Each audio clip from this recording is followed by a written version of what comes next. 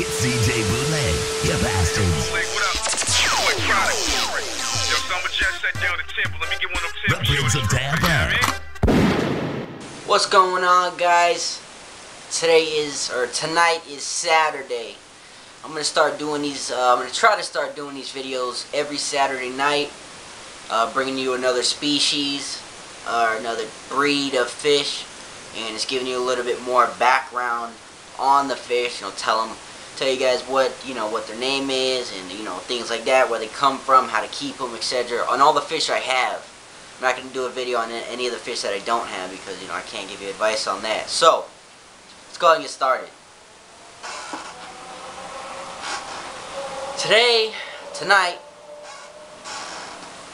Tonight we're talking about the parrot fish, aka Frankenstein fish, aka parrot, cichlid, red parrot fish.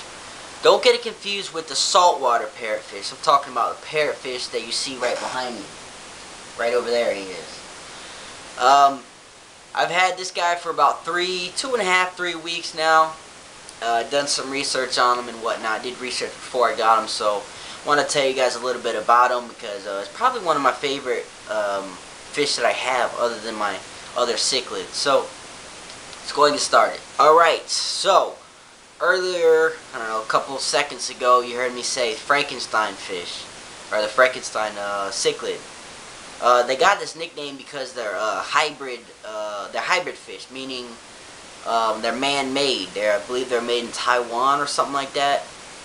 Like, I don't know, 40 some odd years ago. Anyway, they're not God-made. They're not natural like the other cichlids are.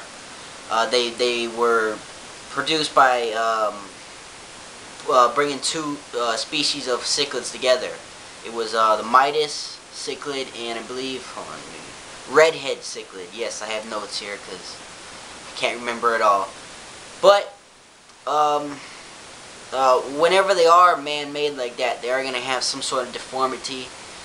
In this case, their mouths are deformed, which is the first thing you'll probably notice on them, which I personally think is really cool, really cool and unique.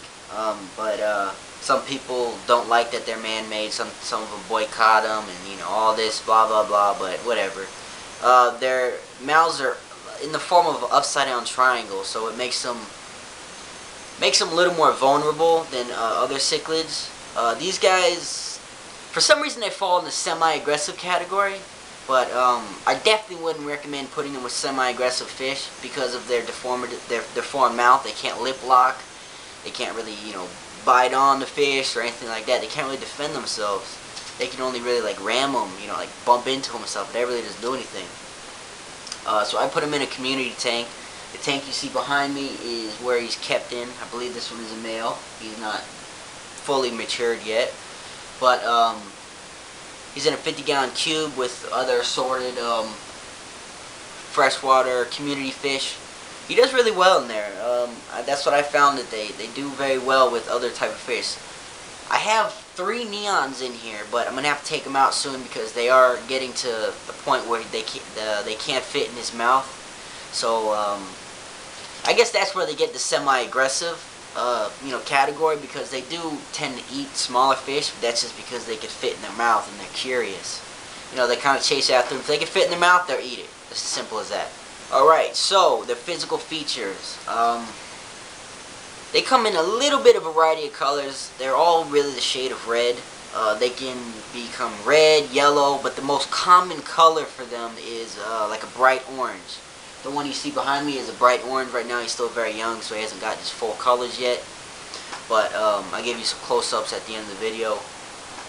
But and they also have the color dyed ones, where they inject them with the dye. But I'm not even going to get into that. I think that's inhumane and I don't like it, and I'll never buy a fish like that. But anyway, that's a topic for another video. They're one of the more hardier fish. They last very long in good water parameters.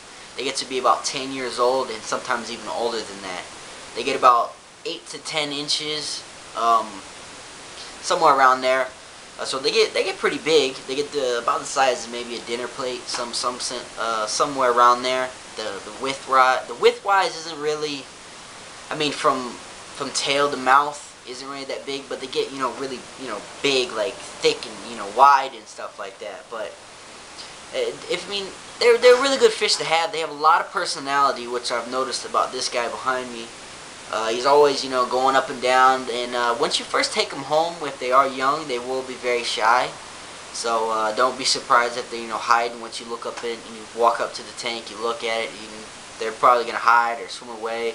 But you know, after a few weeks up to a month or so, they get used to it and get used to you and whatnot. And the older they get, the more used to, you know, seeing you and whatnot and other fish. So that's about it for that.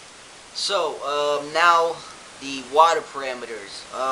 Like I said, they're more hardy fish. Any cichlid is pretty hardy. Any of the family of the cichlids are pretty hardy, so they can live in, you know, kind of a wide variety of water parameters. Not to say they can live in anything, but you know, it kind of they're a lot hardier than other fish. So, but the ideal water quality of them is usually they thrive in, you know, the warmer water. 76 the lowest, 82 is you know, like the highest. But in the tank you see behind me, it is 78 right now. Sometimes they even put up to 79. But that's because they have other community fish in there. If you do keep just a parrot fish tank, then you know, they can go to the warmer. And if they are in the warmer temperatures, they do show more vibrant colors, darker colors, and more, you know, more beauty in their colors. But if the water's colder, then they'll tend to be kind of more pale, just because, you know, they thrive in warm. But yeah, like 78 to 79 would be good if you have other fish. But if it's just a parrot fish, you know, only tank, you don't have any other fish in there, then, you know, 80 to 82 would be good to get the most the pop in their color. The pH somewhere around 6.2 to 8.5, somewhere around there. The one you see behind me is around 7.8 to 7.9. It's in the higher range, but I found, you know, it's better just to keep your pH the way it is instead of, you know, adding a bunch of chemicals to it to get it down, and then the next time you do a water change, it's going to go right back up. So as long as it's not too high or too low, I mean, you know, you really don't got to worry about it. But if you do want to bring it down, then add some driftwood or something like that. But yeah, I mean, they're very hardy fish. Alright, now to wrap up the video, I'm going to give you guys some facts, some interesting facts and random facts. You can keep them in just by themselves if they are in a community tank.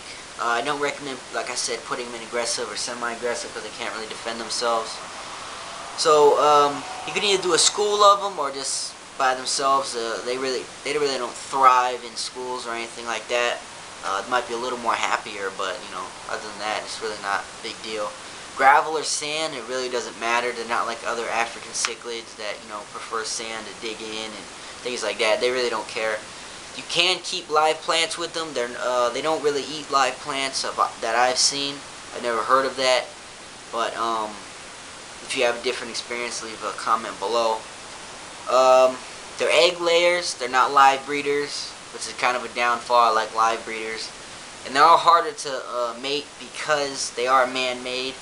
But chances are, if they do get pregnant, the female does get pregnant, then you are pretty much guaranteed to have fry because they do protect their eggs and they do protect their young just like other cichlids do. They don't just eat up the freaking eggs like other fish, which is so aggravating. But like I said, they're hardy fish. They have a lot of personality. Once you bring them home from the shop, usually they'll be pretty shy. Introduce them with just community fish only, very non-aggressive. Introduce them to the tank with the lights off for at least 2 hours. And that's about it, guys. Hopefully you enjoyed this. If you guys want to see more of the Species Saturday, yeah, I mean, just hit the like button, leave a comment. But I don't know what I'm going to do next week. Maybe leave a comment, just tell me what you guys want to see. Anyway, guys, until then, happy fish keeping. Peace out. God bless.